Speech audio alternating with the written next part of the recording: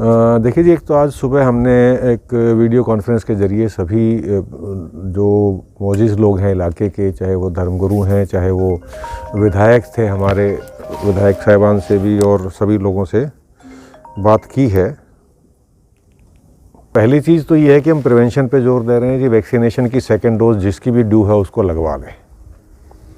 दूसरी चीज़, आज फील्ड में एडीसी मैडम भी निकले हुए हैं, मैं भी निकला हूँ, मांडीखाड़ा सिविल हॉस्पिटल को विज़िट किया है मैंने। अब ये जो हमारा पिनंगवा में जो ITI है, जहाँ पर पिछली बार कोविड केयर सेंटर बनाया गया था, उसका भी विज़िट किया है। जो नेसेसरी रिपेयर्स हैं, एडिशंस हैं, उसके लिए आदेश दे दिए हैं, ये फंक्शनल हो जाएगा। साथ ही मुझे डॉक्टर कपिल ने, SMO ने बताया है, SD मैडम ने बताया कि हमारा जो CHC है जो पनहाना में, वो भी लगभग पूरा तैयार है, तो उसके लिए भी इंस्ट्रक्शंस कर दिए हैं। हम कोशिश करेंगे कि वहाँ CHC पे ही इसको फंक्शनल बनाया जाए।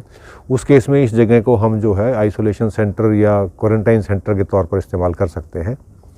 लेकिन नंबर ऑफ़ केसेस का जो राइज़ है वो बहुत ज़्यादा है, इसमें कोई डाउट नहीं है। और मैं आप लोगों के माध्यम से फिर से रिक्वेस्ट करना चाहूँगा सभी लोगों से, जिसका सेकेंड वैक्सीनेशन ड्यू है तुरंत करा लें, वही बचाव है। जिसका सेकेंड वैक्सीनेशन ड्यू नहीं है वो मॉनिटर करे और वैक्सीनेशन तुरंत लगवाए जब भी उसका ड्यू बनता है।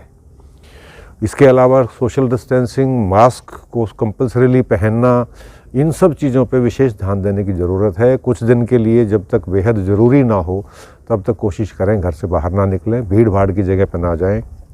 स्थानीय पुलिस के भी आदेश दिए गए हैं, कोई भी व्यक्ति अगर मास्क की रेगुलेशन को तोड़ेगा तो उस पर फ़ाइन किया जाएगा, क्योंकि हम किसी को ये इजाज़त नहीं दे सकते कि वो बाकी लोगों की जान खतरे में डालें।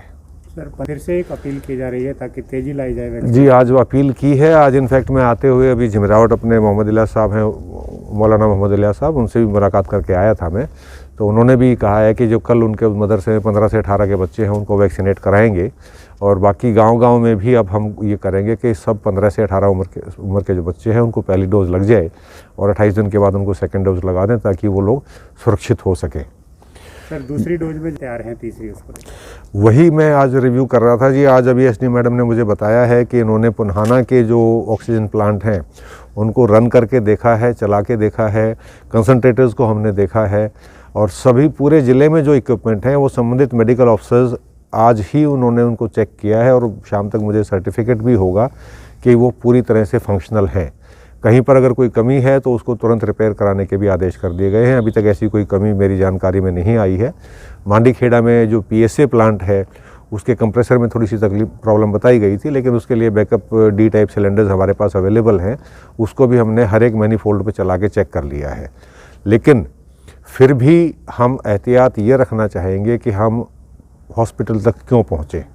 अगर हम वैक्सीनेट करा लेते हैं, डिस्टेंसिंग रखते हैं, मास्क रखते हैं, बार बार हाथ धोते हैं, तो हमें हॉस्पिटल तक जाने की नौबत ना आए, ये कोशिश हमारी सबकी होनी चाहिए।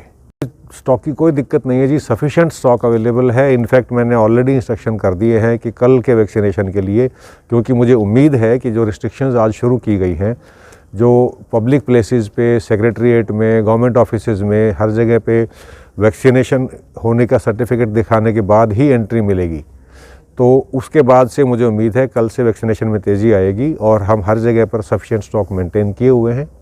जहाँ भी स्टॉक की ज़रूरत पड़ेगी इमीडिएटली हमारे पास जो बेस स्टॉक है SMO लेवल पे अवेलेबल, वहाँ से रिप्लेनिश किया जाएगा। सर, एक अंतिम वैक्सीनेशन का सर्टिफिकेट दिखाया था जी, क्या कल सख्ती से लागू होगा सभी अधिकारियों और आम लोगों? मकसद यही है जी, आज मैंने भी दिखाया है, मेरे से भी सर्टिफिकेट मांगा था उन्होंने और मैंने दिखाया अपना सर्टिफिकेट जी। ये तो मेरे लिए गर्व की बात है कि मैं जो सरकार के आदेश हैं उनका पालन कर रहा हूँ, अपनी सामाजिक जिम्मेवारी को पूरा करता हूँ, और मेरी वजह से किसी और आदमी के स्वास्थ्य पे खतरा ना पैदा हो, ये मेरी जिम्मेवारी है।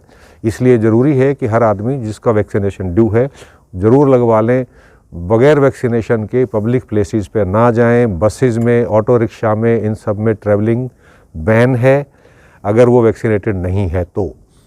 इसके अलावा ये चीज़ मैं ऐड करना चाहूँगा कि इस तरह का कोई व्यक्ति अगर पब्लिक ट्रांसपोर्ट में कोई अलाउ करता है, कोई इंस्टीट्यूशन ऐसा करता है कि कोविड की रिस्ट्रिक्शन को नहीं फॉलो करता है, तो उस इंस्टीट्यूशन पे भी जुर्माना हो सकता है 5000 रुपये का। तो हम चाहेंगे कि हर आदमी अपना वैक्सीनेशन टाइम पे कराए, अपना प्रिकॉशन रखें, अपना और अपने परिवार का, अपने पड़ोस का, सबकी सुरक्षा रखें, और ये उम्मीद करेंगे कि ये जो तीसरी लहर है ये भी धीरे धीरे जैसे सेकेंड वेव में हुआ था धीरे धीरे फेड आउट हो जाए और हम फिर से एक बार नॉर्मल ज़िंदगी जी सकें। लेकिन उसके लिए कुछ समय एहतियात रखना ज़रूरी होगा। Thank you. हमने ये भी किया है कि इसमें देखने में ये आया है कि इसमें तीसरी लहर में जो ओमिक्रॉन का जो वेरिएंट है उसमें कॉम्प्लिकेशन ज़्यादा नहीं होती, बीमारी तो फैलती है लेकिन हॉस्पिटलाइजेशन की ज़रूरत कम पड़ रही है। फिर भी हम चाहेंगे कि ऐसा व्यक्ति जिसको सिम्टम दिखाई दें उसको आर्जी तौर पे कुछ समय के लिए गांव के ही किसी पब्लिक प्लेस पे, चाहे स्कूल में या कहीं पर, उसको घर से अपना बेड लेके आ जाए और अपने वॉलंटियर्स और हेल्थ वर्कर्स को वहाँ रखेंगे जो उनकी केयर करेंगे, और जब तक वो सिम्टम्स ख़त्म नहीं हो जाते हैं तो वो अपने घर से थोड़ा सा दूर रह लेगा, तो उसके लिए हित में भी है और परिवार के हित में भी है। तो वो आइसोलेशन सेंटर्स भी हमने आइडेंटिफाई कर लिए हैं और हम अरेंजमेंट कर रहे हैं वहाँ पे। तो हमारे मेवात में देखिए जी, कल शाम की फिगर 6 थी, आज दिन में एक केस अभी तक मुझे पता लगा था, शाम को रिपोर्ट मिलेगी। लेकिन जो रेट ऑफ ग्रोथ पाया गया है वो ये पाया गया कि एड्स 1 से 1.5 दिन में डबलिंग हो रही है, ऑलमोस्ट 100% इंक्रीज हो रहा है। तो ये संख्या बहुत जल्दी बढ़ने की गुंजाइश है।